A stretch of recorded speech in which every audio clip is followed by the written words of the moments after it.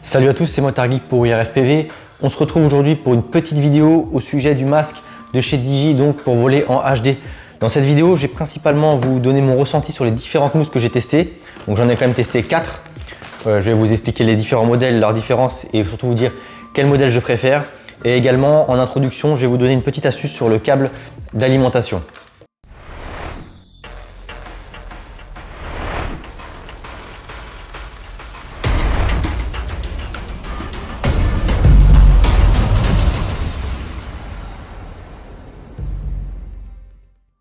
Donc les vols en HD, je vais radoter, mais vraiment la solution de chez Digi, elle est fabuleuse. Personnellement, je redécouvre clairement la discipline et je prends un plaisir fou à voler. J'ai pas grand chose à lui reprocher. Moi, j'ai beaucoup volé en masque, donc l'encombrement et le style, honnêtement, une fois que c'est sur la tête, ce qui m'importe le plus, c'est le confort visuel. Et franchement, la tête dans le masque, c'est juste génial. Il y a deux petites choses qui m'ont dérangé. La première et la plus importante, c'est le confort de la mousse d'origine. Et la deuxième, c'est le câble d'alimentation d'origine qui a tendance à se déconnecter. Ce que j'ai fait dans un premier temps, c'est que j'ai mis, on va peut-être le voir là à l'écran, un petit riselant, juste là au bout de mon doigt, un petit riselant qui permet d'empêcher, voilà, lorsque je manipule le câble ou que je mets la lipo dans ma poche, la prise de se débrancher du masque, parce que ça m'est déjà arrivé au moment où je l'installais. Ça m'est pas arrivé en volant, mais bon, c'est quand même risqué si on bouge un peu la tête ou quoi avec le cordon se débranche, c'est pénible. Je vais en profiter de cette petite astuce pour vous montrer où est-ce que je l'ai trouvé. Tout simplement sur le forum. Donc le forum en plus il a été mis à jour récemment. Là on est sur le topic officiel Digi Digital FPV System. Sur la dernière mise à jour, on retrouve là sur la droite un petit bloc qui nous fait un récapitulatif du post. Donc là on peut voir que c'est un post qui a été créé il y a 1 an. La dernière réponse date d'il y a 10 heures, donc il est relativement actif. Et comme vous pouvez le voir, on a 2500 messages juste sur ce topic là. Donc voilà, c'est quand même très complet, très actif. Il y a plein d'infos. Les infos, donc on les retrouve dans ce petit encart là. Les posts les plus populaires, les photos postées sur le topic, mais également épinglées en haut de la page, on retrouve les informations les plus importantes des 102 pages, puisque là on est sur la 102e page, donc la dernière page actuellement, là au moment où je tourne la vidéo de ce topic là. Donc n'hésitez pas à y jeter un œil, encore une fois à nous suivre sur le forum. Le forum, là si on va sur la page Quad 9, vous allez voir, hein, c'est un peu comme un réseau social maintenant, on a vraiment une chronologie, une timeline de ce qui se passe sur le forum, vous voyez. C'est chronologique, on a toutes les infos. Jérôme a réagi à un message, Yanis a posté une réponse à un topic. Enfin, voilà, c'est vraiment bien fichu. Si on revient donc sur la page du topic Digi Digital FPV System, encore une fois, une petite astuce. Là, je me souvenais bien que ça, je l'avais trouvé sur ce topic-là, l'astuce du câble. Donc là, ce que je fais, c'est que je recherche le terme coupé uniquement dans cette discussion. Hop, et là donc il m'affiche tous les messages de cette discussion qui ont le mot coupé dedans. Et on retrouve ici le message de Jérôme, encore une fois du 25 mai. Si on clique dessus, ça va directement sur le message. Et là, ici, on peut lire. Apparemment, on peut aussi couper 1 mm de plastique sur le câble pour que la prise rentre complètement dans le masque et que ça tienne mieux. Chose que j'ai faite. Donc c'est simple, hein, j'ai pris un petit cutter.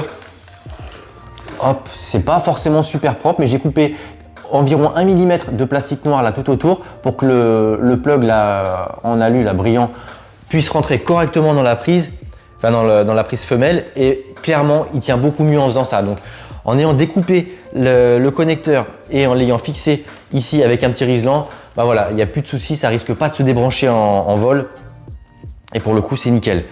Et donc la deuxième chose, c'est le confort. Lorsque j'avais testé le masque avec Kestrel, donc Yves, dans la vidéo que je vous remets en petite fiche en haut, il avait les mousses d'origine qui n'étaient vraiment pas confortables. J'arrive plus à me souvenir s'il avait les cales ou pas, mais bref, c'était pas confortable au toucher, sur le nez, et surtout j'avais beaucoup de jours de chaque côté du visage. Mais ça m'avait quand même donné envie d'acheter le système, hein, clairement. Lorsque j'ai acheté le masque, directement j'ai pris la mousse qu'ils appellent Confort de chez Digi. Donc une mousse qu'on trouve une quinzaine d'euros, je l'avais acheté chez Drone FPV Racer. La mousse Confort de chez Digi, avant de l'enlever pour la comparer aux autres, ce qui est cool, ce que moi je fais, c'est que on peut voir, je la scratche pas complètement sur l'extérieur. On peut voir ici qu'il y a du jeu juste là, hop, et j'adapte ici, je remonte bien la mousse au niveau de mon nez pour cacher le jour et que ce soit plus confortable. Même si juste là, on a un deuxième petit protection mousse qui elle est collée, qui ne s'enlève pas avec du scratch. Donc voilà, le fait qu'elle se scratch et qu'elle soit bien souple, on peut vraiment la placer comme on veut sur le masque et pour que ça vienne bien se mettre parfaitement sur le visage. Et donc en termes d'épaisseur, de confort et d'immersion, vraiment il n'y a plus de jour. Bah voilà, c'est moi la mousse que je préfère puisque c'est celle qui est montée sur le masque. Je vais vous expliquer pourquoi.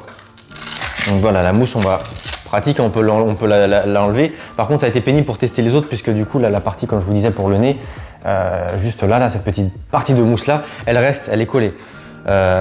Donc la mousse confort, voilà, si vous voulez la voir d'un petit peu plus près. Je vous ai posté également des photos sur le forum, je crois même que je les ai mis sur les réseaux sociaux où on peut comparer l'épaisseur des mousses. Donc ça voilà, ça c'est la mousse d'origine, aussi bien la matière que l'épaisseur, c'est tout mou, c'est tout fin, c'est la mousse d'origine et même au niveau du nez, elle est vraiment mauvaise. Donc celle-là on va la remettre là, la mousse d'origine.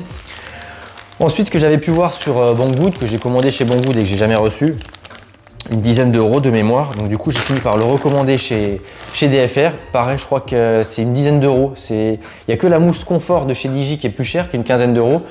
Donc il y avait cette mousse-là, dont le revêtement est le même que la mousse que j'utilisais sur mon Fat Shark Transformer HD. Et je trouve que ça, que ce soit pour la transpiration ou au toucher sur le visage, c'est personnellement la mousse que je préfère, enfin le textile, le matériau que je préfère. Le problème, c'est qu'ils ont mis un truc bizarre là au niveau du nez, et si on met le doigt dedans, il y a un trou juste au milieu, mais il y a de la mousse tout autour. Vraiment mettre ça sur le nez, je vois pas trop l'intérêt. Le mettre sur le masque, quand on le met sur le masque, ça prend énormément de place, ça pince le nez. Je sais pas comment ça a été étudié ce truc-là.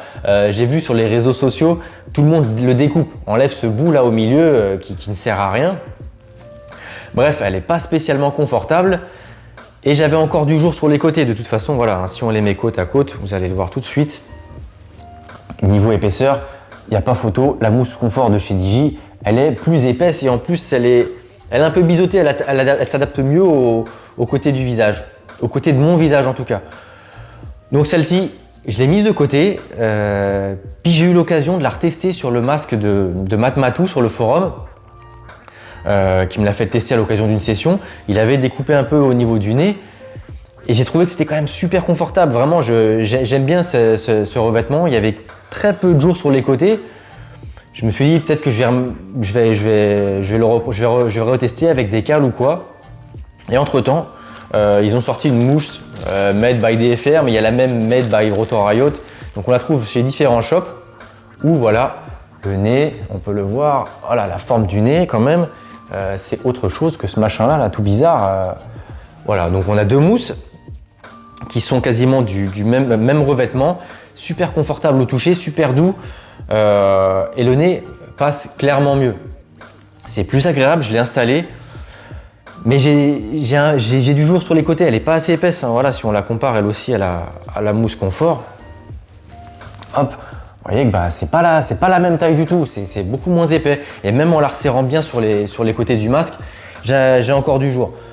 J'ai pas fait l'effort de la tester avec des cales parce qu'il faut prendre des cales, mettre du velcro de chaque côté. C'est pas pratique. Honnêtement, je trouve que la mousse confort, à mon goût, est très bien. Donc voilà, il faut tester, mais c'est aussi en fonction des visages, c'est propre à chacun, en fonction des goûts en termes de revêtement. Mais voilà, là en termes d'épaisseur, de forme au niveau du nez, je pense que ça vous donne un bon avis. Après, n'hésitez pas encore une fois à aller jeter un œil sur le forum, puisqu'il y a de nombreux pilotes qui ont donné leur avis, qui ont différentes mousses. Je ne sais pas si tous les ont, mais bon, pour le coup, moi j'ai testé les 4. Hein, voilà, donc là on a 4 mousses. Hop, la confort qui est un petit peu cachée juste là. Mais on a bien les 4 mousses. Et pour moi, je reste sur la Digi, l'officielle, la confort, un peu chère, mais clairement la plus efficace à mon goût. Voilà, c'en est tout pour cette petite vidéo. N'hésitez pas surtout à nous laisser votre avis pour les pilotes qui volent en Digi au sujet des mousses. Est-ce que vous utilisez mousse d'origine, pas d'origine, cale, pas cale, confort, est-ce que c'est bon pour vous, aussi bien au niveau du jour qu'au niveau du nez, est-ce que ça vous pince pas trop? Voilà, donnez-nous votre avis, ça pourra servir aux pilotes qui veulent investir dans le Digi ou ceux qui veulent améliorer leur confort. Voilà, sur ce, je vous dis à très bientôt sur la chaîne. Comme d'habitude, si ça vous a plu, n'hésitez pas à laisser un petit pouce bleu, partager la vidéo et surtout vous abonner. Et je vous dis à bientôt, c'était Motard Geek pour We Are FPV.